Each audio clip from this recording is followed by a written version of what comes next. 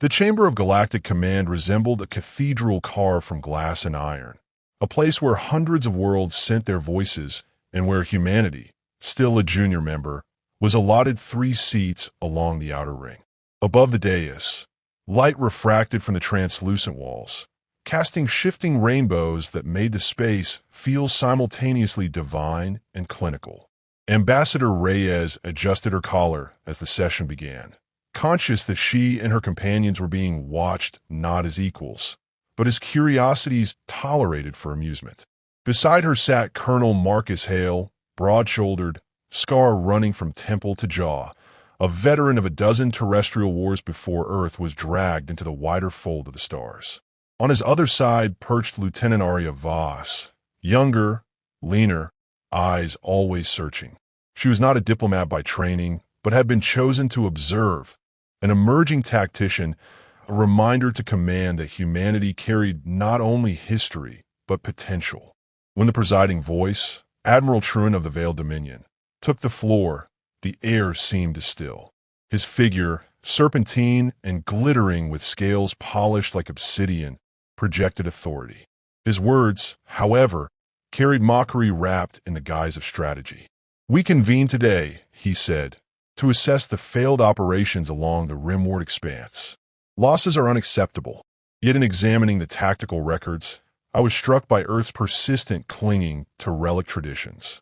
Snipers, marksmen, lone hunters peering through primitive lenses as though the galaxy may be won by patience and powder."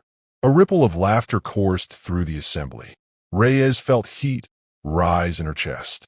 She kept her expression disciplined, though her nails pressed crescents into her palms. Hale remained still, jaw tightening. Aria glanced between them, a question in her gaze. Would they answer? But Reyes knew their position was precarious. Outburst meant isolation, and humanity could not afford expulsion from the council. Truin continued, eyes glinting. "What place has such anachronism in interstellar conflict? Our fleets wield orbital lances capable of piercing continents. Our drones map terrain atom by atom. Yet humans send a soldier to crawl through mud, to wait for hours, to pull a trigger. It is quaint, almost charming. Perhaps the next session we may hear of your cavalry charges and sharpened sticks." The chamber roared with amusement, species clicking mandibles, hissing, rumbling in their varied tongues. To them, Earth's traditions were a spectacle, colorful but obsolete. Reyes forced herself to breathe evenly. It would not serve to display fury. Still, she marked the disdain carefully, storing each sneer as fuel. After the laughter subsided, she rose. Her voice, calm but measured, carried farther than she expected. "The Council requested our attendance to discuss strategy, not to mock it. Humanity has fought wars not only with machines, but with the will of individuals who change battlefields by single acts. Our snipers are symbols of that precision, that patience, that refusal to yield." A few in the assembly tilted their heads, intrigued. Most dismissed her words. Truin waved a scaled hand. "Symbols. And yet symbols do not win wars. You will forgive us, Ambassador, if we prefer results." He shifted his gaze to Hale. "Perhaps your soldiers feel differently? You were one once, were you not? A commander of these hunters." The focus turned like a spotlight. Hale rose slowly, his presence filling the chamber with quiet gravity. "I was," he said. His voice bore the weight of memory. "And I'll tell you what a sniper is. Not a relic, not a symbol. A sniper is a promise that no matter how large your fleet, how advanced your weapons, there's always one human watching, patient, invisible, and when the time comes, decisive. You can measure power in tonnage of ships. We measure it in resolve." The room quieted for breath. Then, almost predictably, Truin smiled, exposing fangs like polished knives. "Fine words. We shall see if resolve stops orbital fire." He turned away, dismissing them. The chamber resumed its rhythms. Resolutions drafted, fleets allocated. But the insult had been carved deep. When the session adjourned, Reyes led her small group through echoing corridors lined with banners of alien empires. Her steps were brisk, but Hale walked slower, as though each pace drove thought deeper into his bones. Aria finally broke the silence. They don't understand. They think invisibility comes from machines. They think precision is programming. They've never felt what it means to be hunted by something they can't detect. Hale's gaze shifted toward her, appraising. He had seen young officers break under fire, yet here was one whose anger sharpened into clarity rather than chaos. "They'll learn," he said. "The question is when." Reyes paused at a junction, lowering her voice. "We cannot confront them here, but Earth cannot remain the butt of their laughter. The Council needs to see proof, not speeches." Aria asked, "And what proof will convince them?" Hale's reply was simple. "The only kind that ever does. Results on the field." They stopped before a sealed chamber, their temporary quarters within command. Guards stood indifferent, alien eyes flickering with boredom. Inside, the space was modest compared to the grand halls outside, but it provided privacy. As the door closed, Hale removed his jacket and set it across the chair with deliberate care. "I serve with men and women who could disappear in broad daylight," he began. "They were more than marksmen. They were ghosts. And though the galaxy laughs, I know this. No sensor, no drone, no orbital weapon can replace the fear that creeps into a soldier's spine when he knows someone, unseen, has chosen him to die." Reyes studied him, her diplomat's mask softening into something closer to admiration. "Are you suggesting we revive them?" "I'm saying," Hale answered, "that the Ghost Legionnaires should never have been disbanded." The name lingered in the air like smoke, a memory not yet gone. Aria felt a shiver despite the warmth of the room. She had read the stories in sealed files, tales of units that vanished into wilderness and returned only when the battlefield had shifted irrevocably. Some said they were myths, embellishments from Earth's turbulent history. Yet Hale spoke with the certainty of one who had seen them work. Reyes tapped her fingers on the table, mind racing. To authorize such a move would mean defying precedent, risking censure if discovered. But the insult of Truan's words still burned. "If we act," she said carefully, "it must be decisive. We cannot afford half measures." "Then don't," Hale replied. His eyes, gray as storm clouds, locked with hers. "Call them. Set them loose. Let the galaxy laugh now. Soon they won't." Aria leaned forward, voice low but firm. "If the Legionnaires take the field, the Council will have no choice but to acknowledge what humans bring. But are we prepared for what it will cost?" For a moment, silence bound the three together. Then Reyes exhaled, as though a decision had been carved in stone. "Very well. We'll begin the arrangements. But this must remain unseen until the moment of proof." The hum of the station filled the pause, a constant reminder of the galaxy's machinery grinding beyond their small chamber. Hale allowed himself a thin smile, the first in days. "Then it begins. Let them call us primitive. Soon they'll call us something else."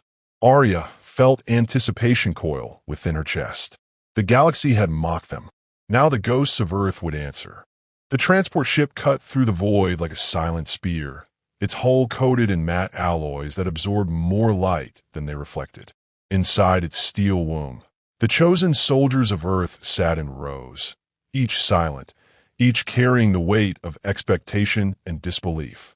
They had been summoned not by open proclamation, but by encrypted orders delivered in fragments. Whispers passed through trusted channels. To most of the galaxy, they did not exist. To themselves, they were a brotherhood reborn, an old name carried into a new era, the Ghost Legionnaires. Colonel Hale walked the aisle between them, boots echoing faintly against the deck.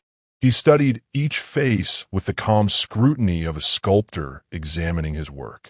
There was Ibrahim Khaled, once a desert marksman who could wait 3 days beneath scorching suns without food or water for the perfect shot. There was Mei Lian, hunter from the mountain ranges of Yunnan, her eyes sharp as flint, her breathing perpetually measured. And there was Gabriel North, a veteran sniper whose reputation stretched from ruined cities to frozen tundras, his silence more commanding than words.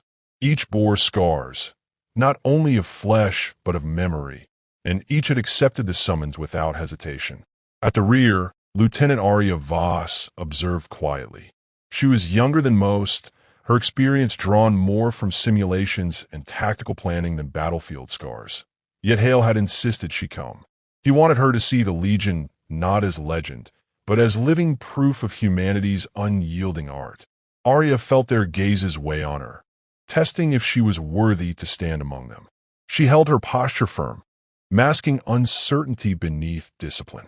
The ship's lights dimmed, and a holographic projection shimmered to life above the central console. Ambassador Reyes appeared, her expression taut, her words clipped. The Council watches us closely. They expect failure, or at best an amusing spectacle. We cannot afford either. Your mission is to deploy on Carthos IV, a world the Galactic Command has struggled to pacify. Enemy forces are entrenched, sensors dominate the terrain, and previous assaults have collapsed under withering fire. They believe no subtlety remains possible. Hale stepped forward, and that is precisely why we will succeed. Subtlety is not in their machines, it's in us. A murmur passed through the Legionnaires, not of doubt, but of anticipation. For them, the battlefield was not merely terrain to conquer. It was canvas, and their rifles the brushes with which they would paint inevitability.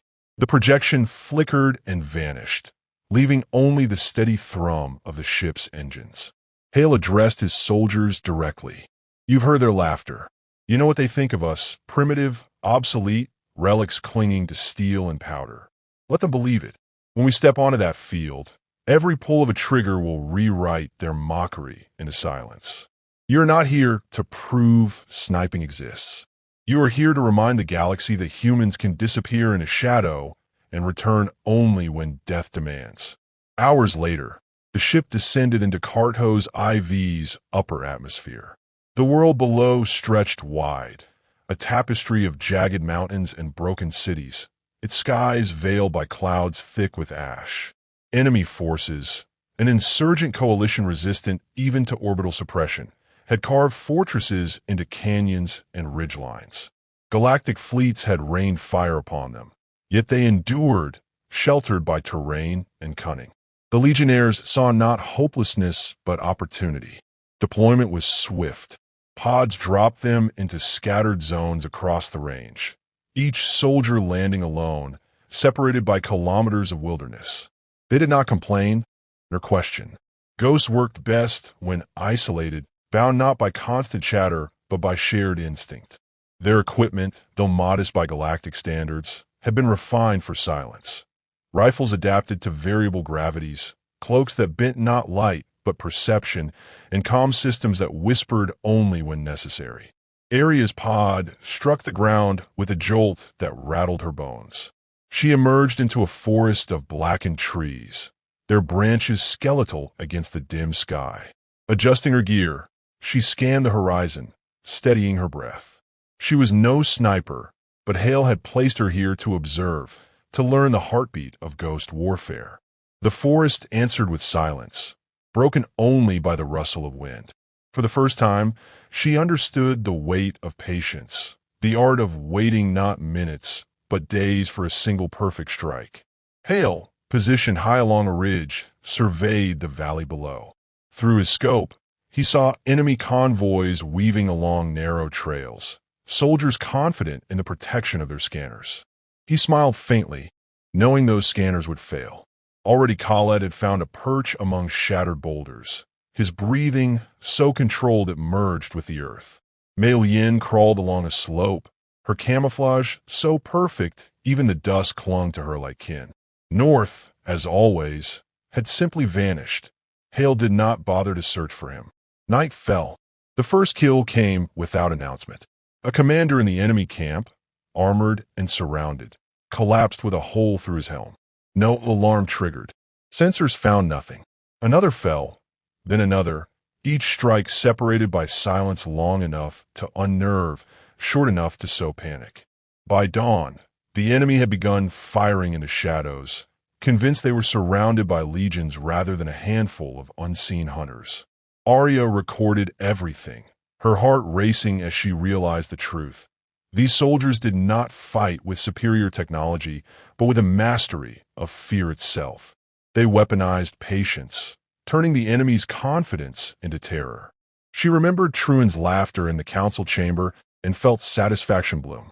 If he could see this, the laughter would have died in his throat. As the operation unfolded, the Legionnaires remained unseen. Their rifles whispered, their movements blended with terrain, their presence reduced to a rumor that spread like wildfire. Enemy morale fractured, positions abandoned, entire units retreating into the wilderness rather than face a foe they could not comprehend. What orbital lances could not accomplish, the silence of human resolve achieved in a single night. At dawn, Hale gathered Aria on the ridge. Smoke rose from abandoned camps, and the valley lay eerily still. He looked tired, older than the night before, but his eyes burned with quiet triumph. "Do you understand now?" he asked. Aria nodded slowly. "It's not just shooting. It's rewriting the enemy's mind, making them believe they're already defeated." Hale placed a hand on her shoulder, firm yet not unkind. "That's what the Council will never grasp until they see it. And soon they will." Their comms crackled briefly with a coded signal. Confirmation from Reyes. The Council chamber awaited reports, expecting failure, prepared to sneer once more. Hale allowed himself a thin smile. Let them wait. Let them think the ghosts had vanished without trace. Soon enough, the field would speak louder than any defense Reyes could deliver. As the wind swept through the ravaged valley, Aria felt the weight of history shifting. The Ghost Legionnaires had returned, not as relics, but as proof. And somewhere beyond the stars, laughter still echoed, unaware it would soon be silenced forever. The valley of Carthos IV lay hushed beneath a heavy sky, its silence broken only by the distant thrum of engines. The insurgent coalition had begun to react, though their response carried the scent of desperation. Convoys were routed, commanders barked orders, and squads swept the ridges with weapons raised, but their movements betrayed fear rather than confidence. Hale watched it all through the glass of his scope, every twitch and stagger magnified. He could sense the rhythm of panic spreading like cracks in frozen water. Across the scattered terrain, the Ghost Legionnaires operated with seamless autonomy. Khaled waited prone upon a ledge where the rocks hid his silhouette, patient as stone. His crosshairs hovered over a comms officer who clutched at static-filled equipment, trying to summon reinforcements. One exhale, one heartbeat, one whisper of a trigger, and the officer collapsed. Khaled's face remained expressionless as he eased back into the shadows, erasing his presence before the corpse hit the ground. Mei Lian crawled through a ravine where mist clung low. She moved with a predator's grace, inch by inch, her cloak blending with stone and vapor. Ahead, a squad clustered near a heat emitter, their scanners sweeping in vein arcs. She sighted the squad leader and waited, muscles still, mind emptied of everything but the cadence of breath. When the shot cracked, it was less a sound than an exhalation, the leader falling silently into the mist. The squad scattered, firing blindly, and May slipped away, already seeking her next vantage. Aria Voss observed from her perch, recording data, her heart quickening with each strike. She had studied theory, morale collapse, asymmetric engagements, the psychology of unseen warfare, but witnessing it unfold was something else entirely. She felt awe and unease intertwine, for what inspired her also unsettled her. These soldiers did not merely fight. They dismantled the will of their enemies, thread by thread. And yet, watching them vanish into terrain, she realized how fragile their humanity appeared, consumed by roles that demanded they become shadows. Gabriel North remained unseen even to his allies. Reports of kills came tagged with his identifier, but no one spotted him, not even in brief glimpses. It was said he preferred solitude, so absolute that even comms felt intrusive. Some whispered he embodied the essence of the Legion more than anyone else. Not a man, but a phantom wearing human skin.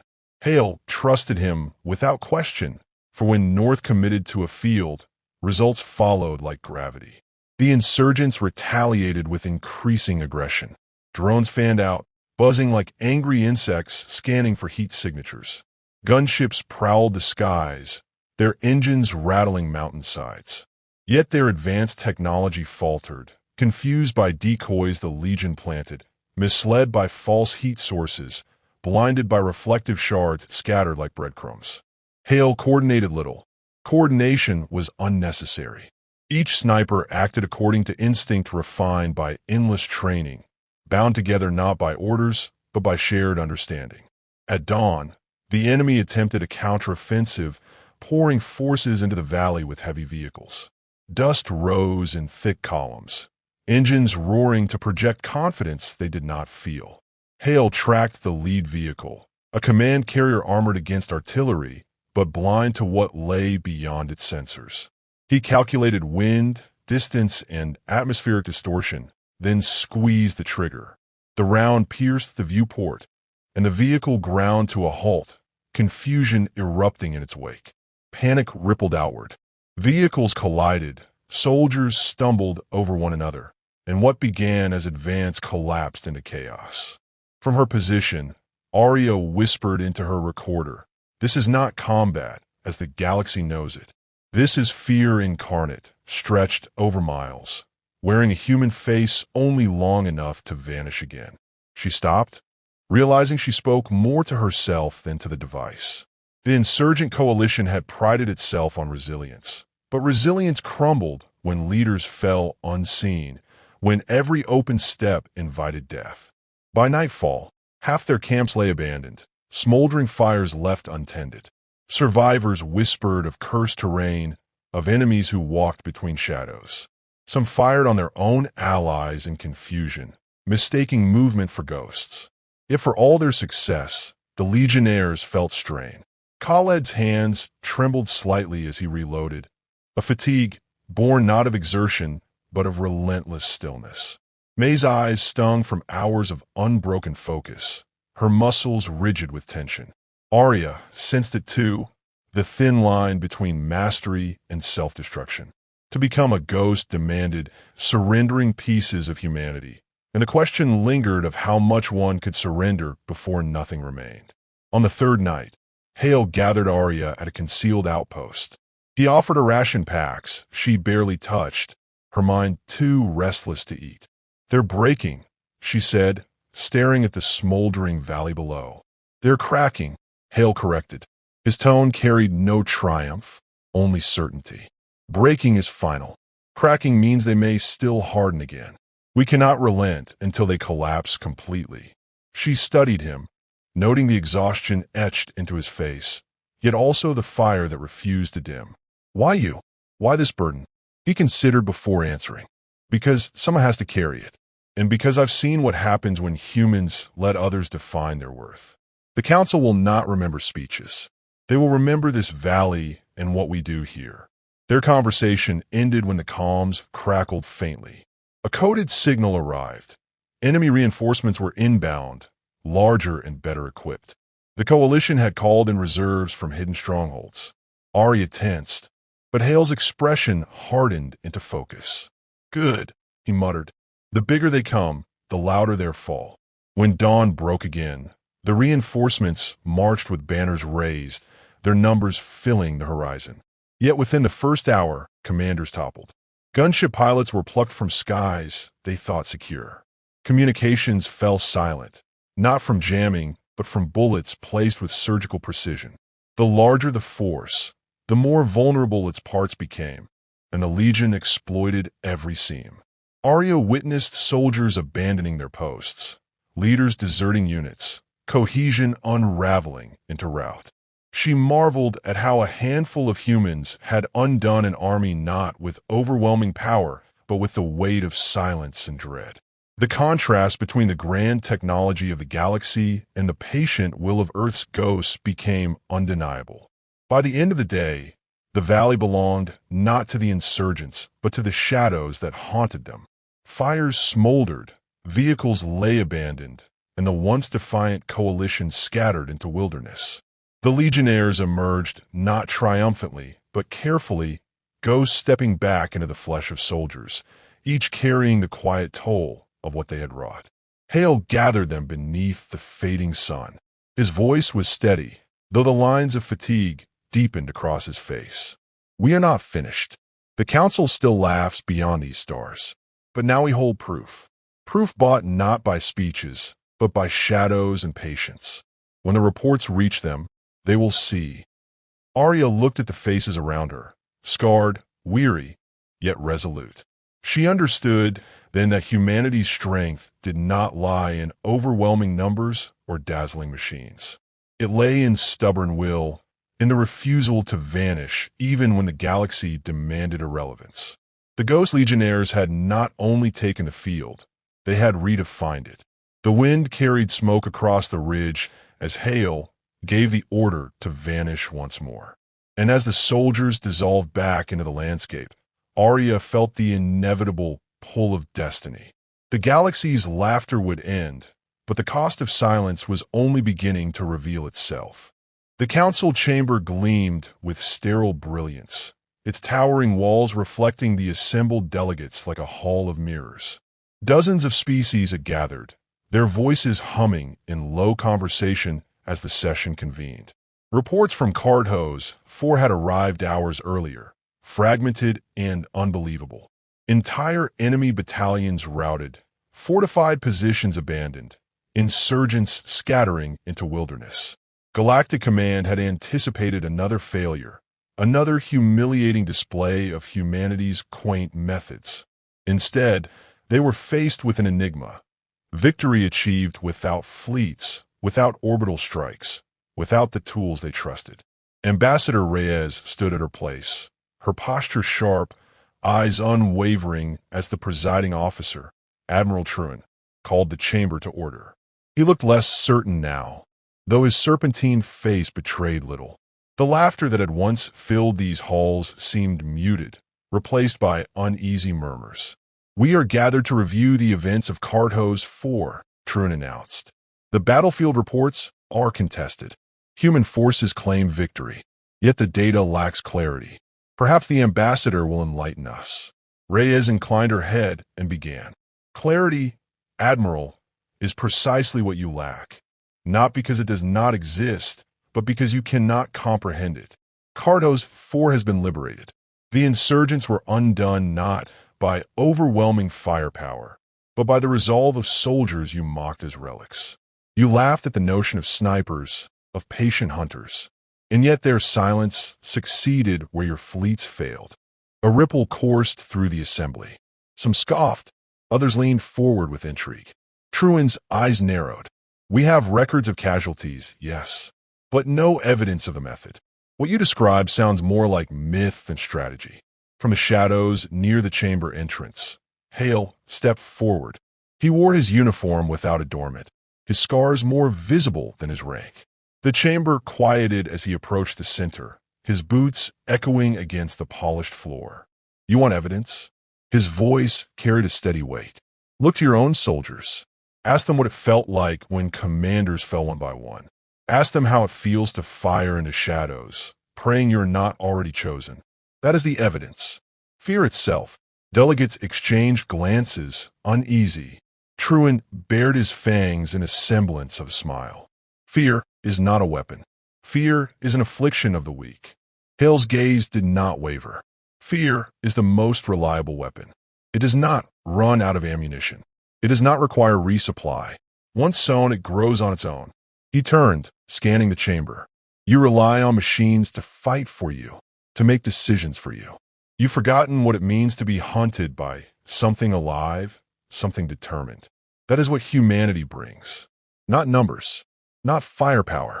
Resolve." The silence that followed was profound. For the first time, the chamber felt less like a cathedral of power and more like a court where judgment had shifted. Aria watched from the delegation's seats, her pulse quickening. She had been silent since their return, content to observe, but now she understood why Hale had insisted she come. This was not merely about victory on Carthos IV. This was about altering perception, redefining humanity's place among the stars. Reyes seized the moment. "You asked for proof. Proof is the absence of resistance on Carthos IV. Proof is the collapse of a force your fleets could not dislodge. You mocked Earth's traditions. Now you face the reality that those traditions succeed where your arrogance fails. Dismiss our methods if you like, but the results cannot be denied. Delegates murmured louder, some with skepticism, others with grudging respect. A commander of the Threx Dominion leaned forward, mandibles clicking. If such methods are true, they should be studied, perhaps replicated. Mei Lian, who had remained near the chamber's periphery with Khaled and North, finally spoke, her tone measured but firm. You cannot replicate what you do not understand. You cannot program patience. You cannot manufacture instinct. You cannot download the will to wait for days in the dirt, alone, with nothing but your breath and your heartbeat. That is not technology. That is humanity. The word struck deeper than any boast. Even Truan faltered, though he masked it quickly. So you would have us believe that a handful of humans are more dangerous than fleets? Hale answered before anyone else could. Not more dangerous, more decisive. Fleets bombard, armies clash, but sometimes wars are decided by a single shot at the right time. That is what you saw on Carthos IV.